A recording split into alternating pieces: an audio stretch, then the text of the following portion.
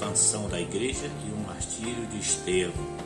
Esta lição ela está baseada no capítulo de número 6 e 7 de Atos dos Apóstolos. Nós vamos estar falando a respeito da instituição do diaconato e também vamos estar falando sobre as viúvas e os problemas que a igreja ela começou agora a enfrentar, os conflitos que a igreja ela agora começou a enfrentar. Com vocês, o pastor José Braga, e mais um comentário da nossa lição bíblica da PEC. Deus te abençoe e fique conosco. Vamos lá então para o nosso assunto. Então, lição 5 está baseado em Atos no capítulo 6 e 7. O assunto da lição diz a expansão da igreja e o martírio de Estevão. Nosso textuário diz: crescia a palavra de Deus e em Jerusalém se multiplicava o número dos discípulos. Também muitos dos sacerdotes obedeciam à fé. Atos, capítulo de número 6, versículo de número 7.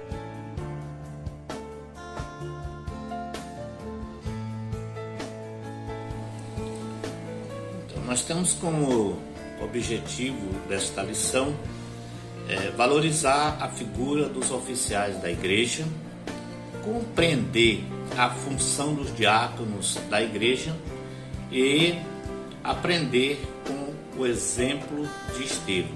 Então esses são os objetivos desta lição, da qual nós vamos estar comentando ela. Glória a Deus. Verdade prática.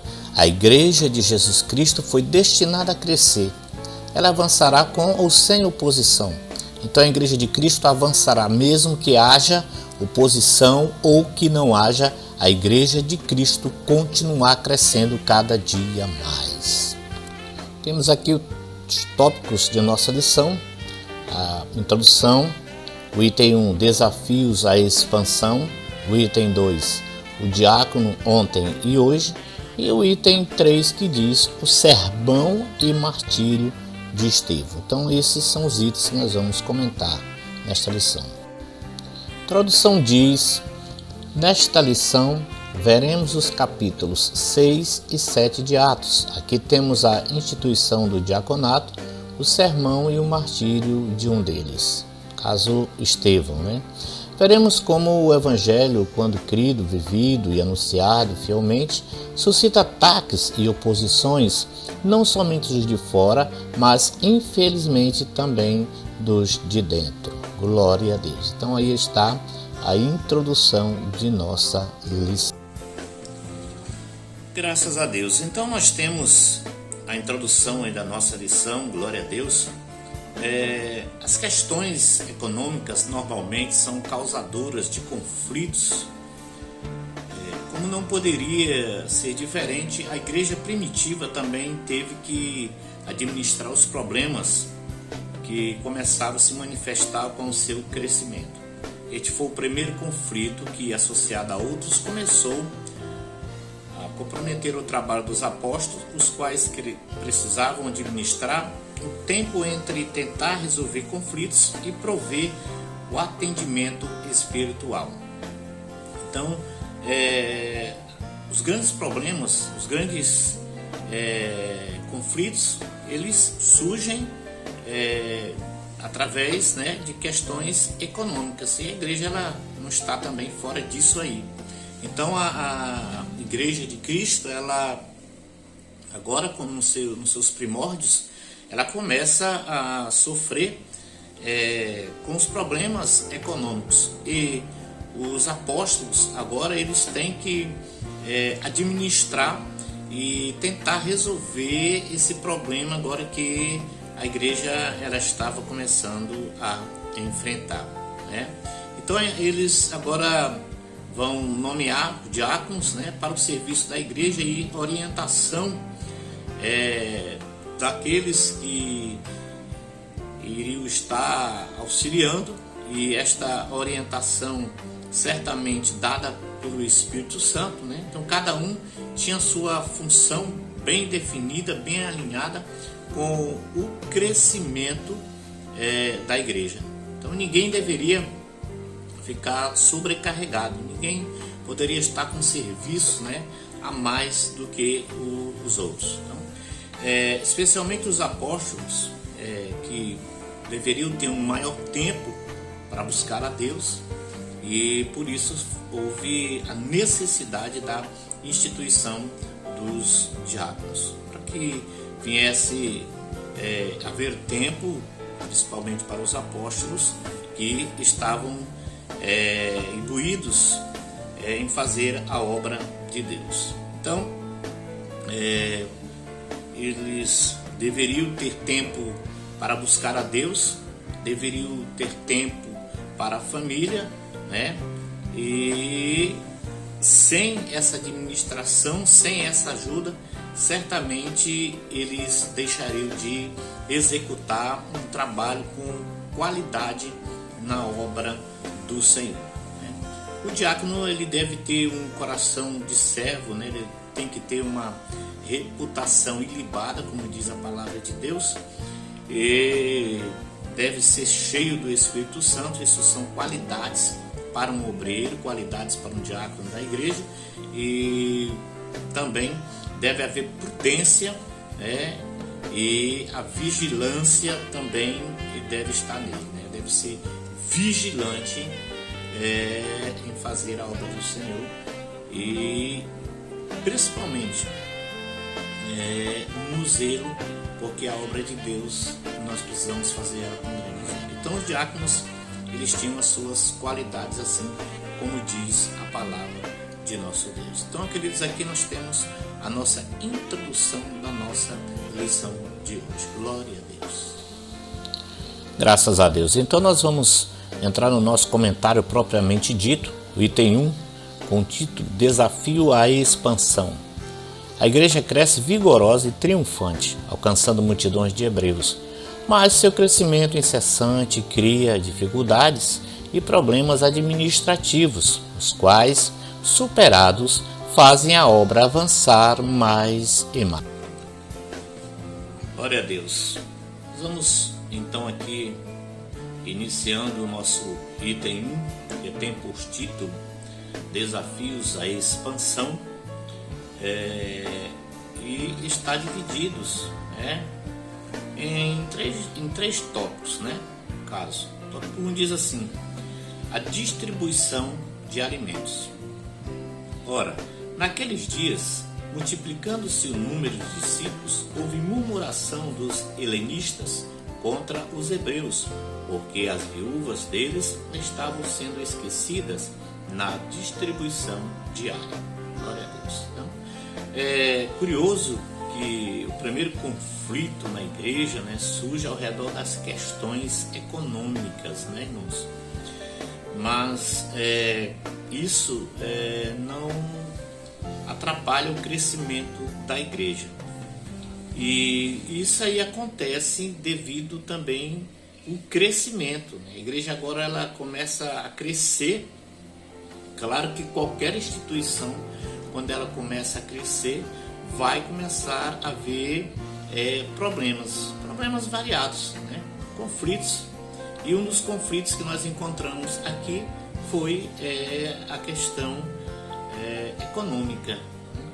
Os helenistas agora perceberam que as viúvas, né, elas estavam sem ter apoio, porque naquela época as viúvas elas não tinham o apoio que tem hoje, não tinham os projetos, né,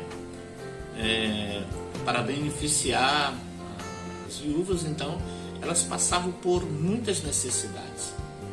Então houve essa necessidade de que se tivesse um auxílio, né, para as viúvas. E aí é onde surge aí esse grande problema, porque isso é antigo, né? A necessidade de cuidar dos pobres, ela é antiga, né? Muito embora naquela época todos nós saibamos que não tinham hoje os planos econômicos que é feito, os auxílios, assim como tem nos dias de hoje, né? Então não existiam os auxílios para aquelas pessoas mais necessitadas, e se fazia necessário que a Igreja de Deus, que cuida desses projetos, que estão nesses projetos, viesse estar à frente e fazer algo pelos irmãos, principalmente pelos da própria casa. Glória a Deus. Então, com isso, surge a grande necessidade do auxílio às viúvas. Glória a Deus. Porque, como eu já disse, o Estado ele não oferecia o apoio social àquelas pessoas. Hoje não, hoje nós temos o apoio social para as várias classes, né? Muito embora não dê para dar uma cobertura para todos, mas nós temos aí, graças a Deus, muitos apoios sociais que têm ajudado muitos necessitados. Número 2 diz assim: a instituição dos diáconos. Está lá no capítulo 6 de Atos, e o verso 3. Mas, irmãos, escolhei dentre vós 7 homens de boa reputação, cheios do Espírito e de sabedoria, aos quais encarregaremos deste serviço. Então aqui nós encontramos, irmãos, as qualidades para um bom obreiro, né?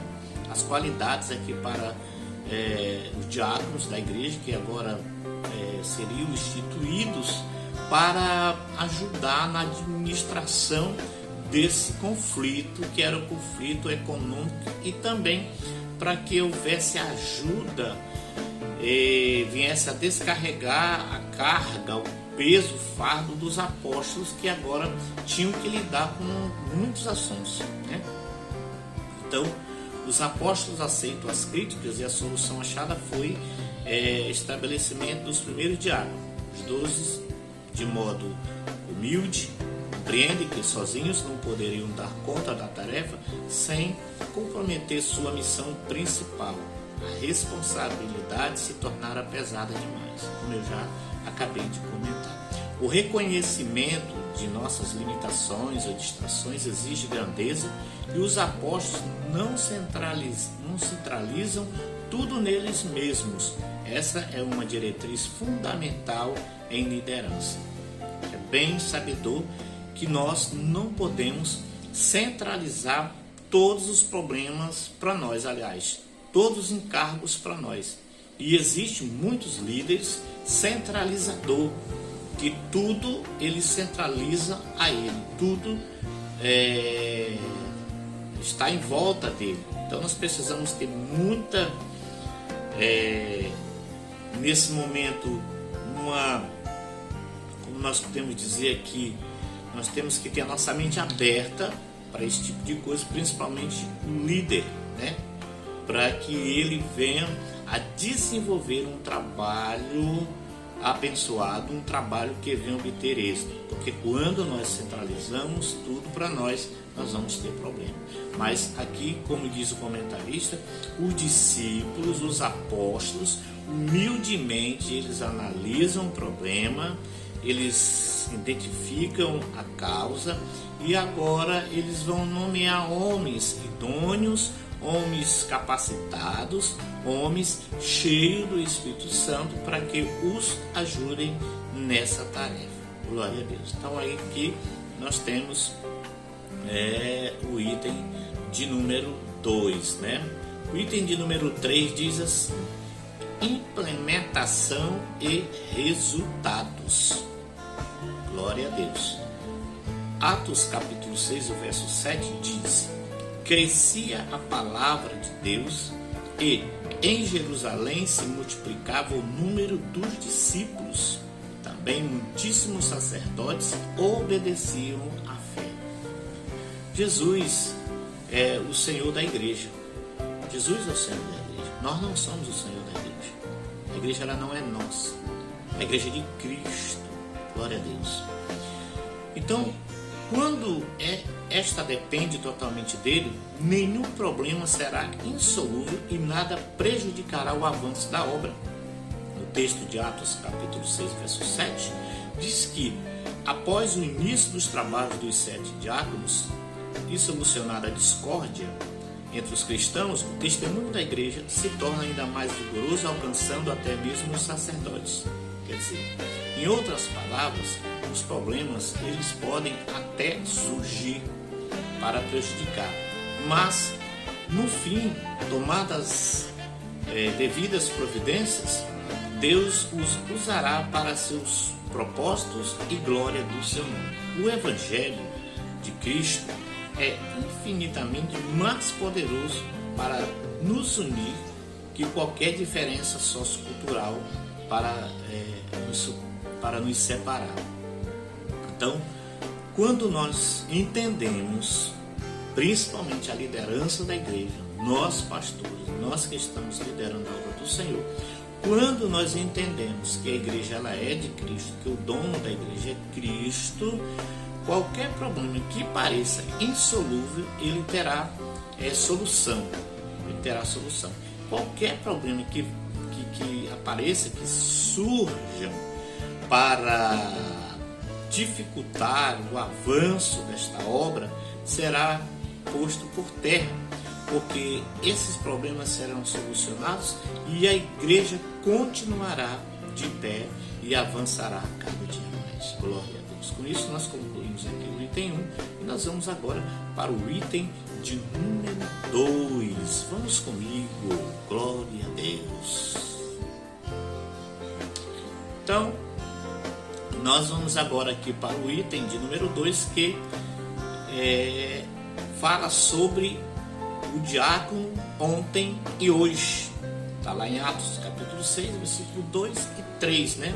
Os oficiais da igreja, seja quais forem, devem ser bênção e não problemas. Eles existem para aliviar e facilitar a caminhada da igreja e não atrapalhar. Então é para isso que foi instituído os diáconos, os obreiros, para aliviar a carga, para ajudar e não para atrapalhar e nem dificultar. Que nós possamos ser grandes servos, grandes diáconos, servindo a Deus, abençoando a obra de Deus, né?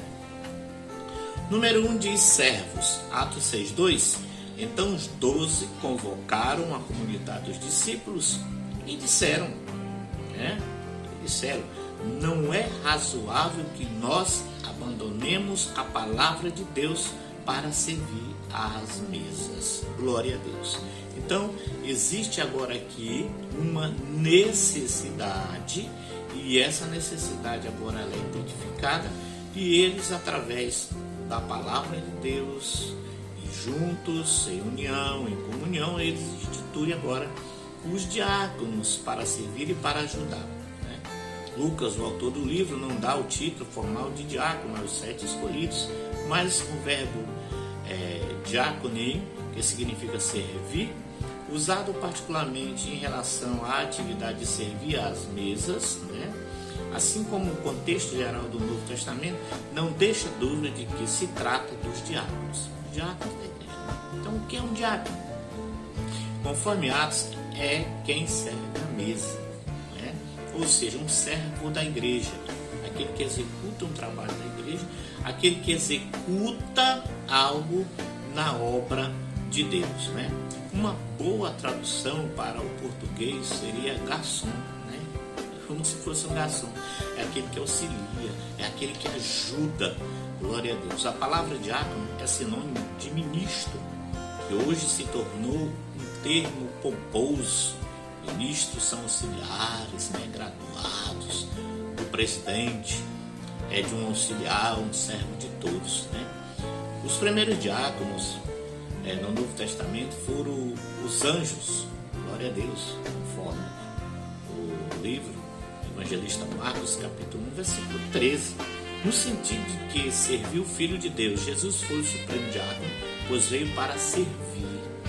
Todos nós devemos e temos isso em nós, sermos diáconos, servir a obra de Deus, auxiliar na obra de Deus. Nós não podemos de forma nenhuma deixar de auxiliarmos a obra de nosso Deus. Glória a Deus. O número 2 fala sobre os requisitos bíblicos, Atos capítulo 6 e o verso de número 3. Mas, irmãos, escolhei dentre vós 7 homens de boa reputação, cheios do Espírito Santo e de sabedoria, as quais encarregaremos deste serviço. Aqui nós encontramos as qualidades de um bom obreiro, de um bom servo, de um bom diácono, né? Nós vamos nos ater a Atos, né? Sabemos que em 1 Timóteo, capítulo 3, versículo 8 a 15, o assunto é ampliado e pode ser estudado em paralelo. Os apóstolos, igual, não tratam o tema com descaso, descuidadamente.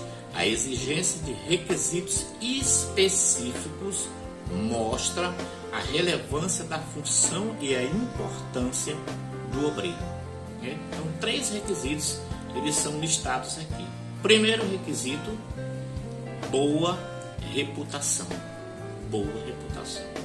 Alguém de quem se fala bem, um crente de má fama é incapaz para exercer o serviço de diaconato na igreja de Deus, né?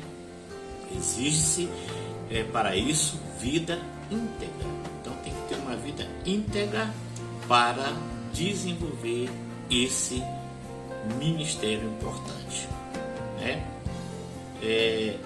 Segundo requisito, cheios do Espírito Santo.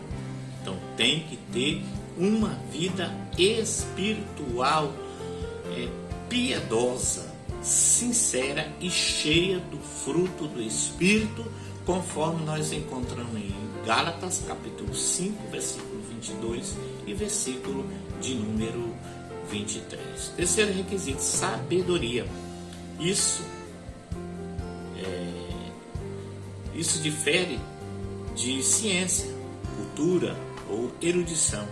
É alguém que tem compreensão adequada dos caminhos e vontade do Senhor, alguém que sabe os preceitos de Deus e os pratica.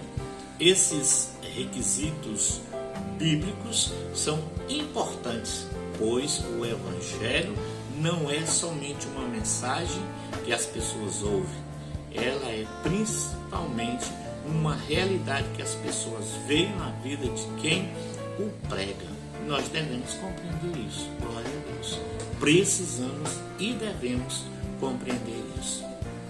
Número 3 fala sobre solucionador de problemas, conforme Atos 6:1 diz assim: ora, naqueles dias, multiplicando-se o número dos discípulos, houve murmuração dos helenistas contra os hebreus, porque as viúvas deles estavam sendo esquecidas na distribuição diária.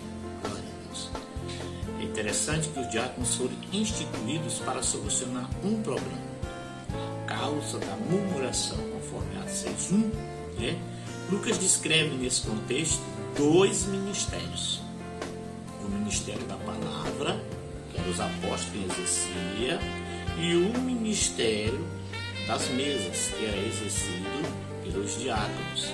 Então, eles tinham funções específicas para desenvolver.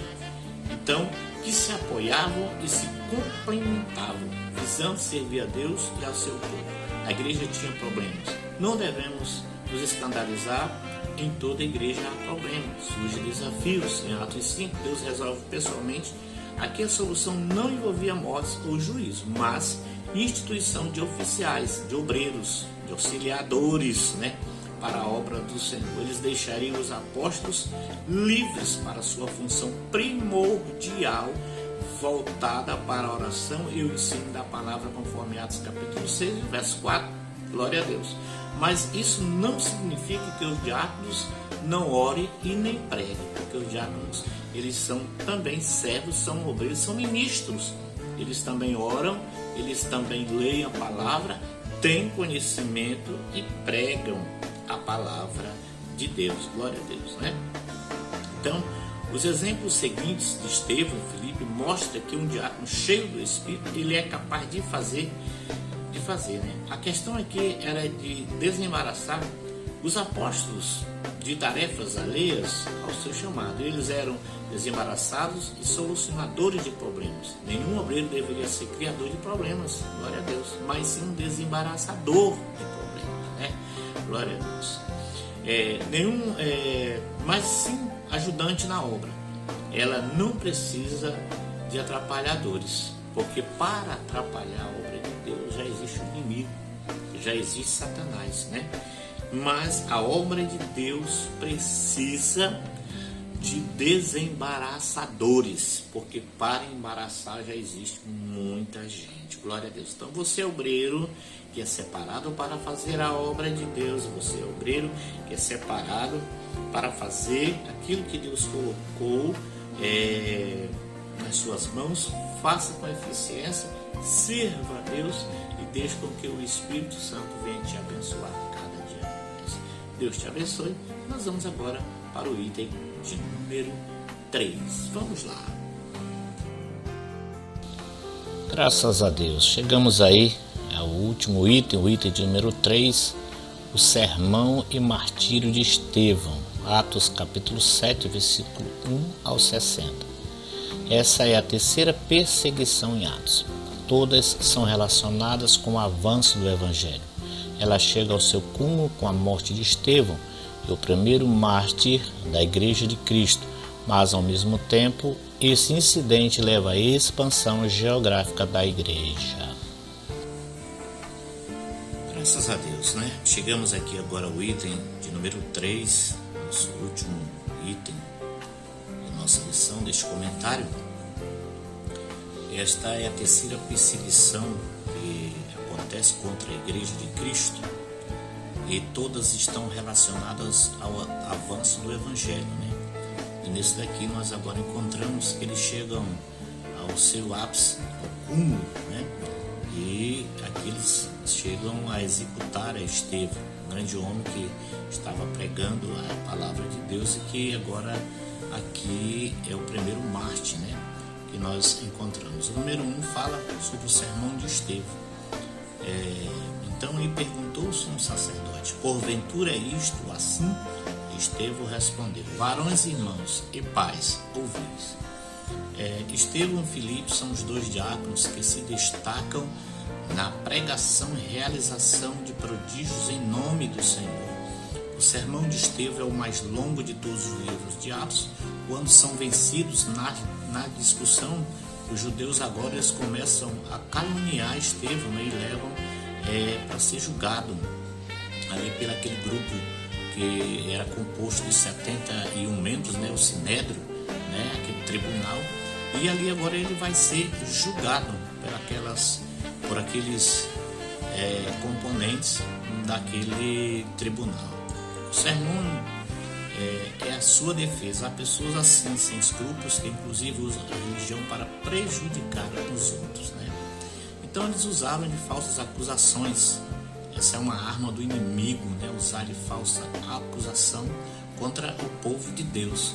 Mas Estevão se manteve firme na sua pregação, na sua palavra e na sua defesa. E quando ele chega a comentar agora, a falar do nome de Jesus, o sermão de Estevão se torna mais duro, porque agora começa a mencionar, né, tudo que foi preparado para a vinda do justo. Ele pode dizer: vós agora vos tornaste traidores, assassinos. Está lá no capítulo 7 de Atos, versículo 52.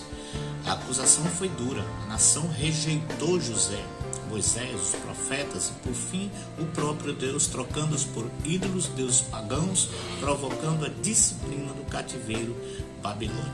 Os evangelhos traíram e assassinaram Jesus. E agora, diz Estevão, rejeitam o Espírito Santo, né? É curioso que a igreja até aqui ela era formada só por judeus, né? Só pelos judeus. Por isso que fala sobre o crescimento geográfico, porque agora o evangelho ele vai chegar à pregação, né? A abertura desta pregação, ela vai chegar até os samaritanos, até os gentios, né? Conforme Jesus havia ordenado lá em Atos, no capítulo de número 1 e versículo 8, né? O número 3 diz: o martírio de Estevão.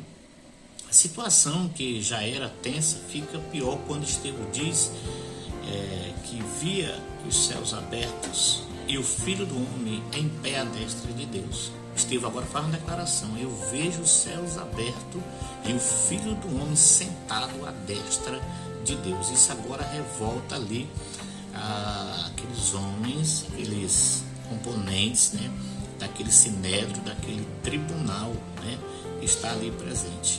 Esse era o título preferido de Jesus para si mesmo, mas apenas aqui alguém o chama assim em todo o Novo Testamento. Em Atos capítulo 2, versos 34 e 35, Pedro se refere a Jesus como assentado ao lado do Pai. Estevão aqui diz que Jesus estava em pé, como para recebê-lo. Que coisa impressionante! Jesus se levanta para dar boas-vindas e receber seu fiel servo. O crente é alguém importante para Deus. Vale a pena nós sermos fiéis, irmãos. Vale a pena nós seguirmos, vale a pena nós fazermos a obra do Senhor. Estevão é morto por apedrejamento. Era morte por heresia permitida pelo Império Romano aos judeus. Tentaram fazer isso com Jesus e não conseguiram. Queridos, nós chegamos ao final de nossa lição aqui, né? Lucas disse que ele morre com uma oração nos lábios, né? Estevão, o diácono amado. Também menciona a presença de Saulo, com a observação de que se consentia com a sua morte, né? Saulo estava presente. Todos nós lemos e conhecemos que Saulo ele estava presente e consentiu, né, com a morte desse diácono da igreja, Estevão, né, que foi o primeiro mártir, né, da igreja de Cristo, perseguido. Então Estevão ele não pregou somente com a palavra, mas principalmente com a vida, e na sua morte, né, que impacto, que lição maravilhosa. Que nós possamos, meus amados irmãos, sermos fiéis até a morte, amém? Que nós possamos nos mantermos firmes em nossas convicções, sabendo que o Senhor é justo, Ele é galardoador para cada um de nós. Deus te abençoe, muito obrigado por você ter me assistido mais uma vez e ter assistido aí o nosso quinto comentário, a nossa quinta lição da revista da Escola Dominical, produzida pela PEC. Nós pertencemos à Igreja Assembleia de Deus, Ministério Rio Branco, Acre. Com vocês aqui o pastor José Braga mais uma vez, e convidamos você para que no próximo domingo você esteja aqui. Nós estaremos com um novo comentário para você. Você que ainda não se inscreveu em nosso canal, se inscreva em nosso canal, deixa aí o seu comentário, deixa o seu like e deixa Cristo te abençoar cada dia mais. Deus vos abençoe e até a próxima.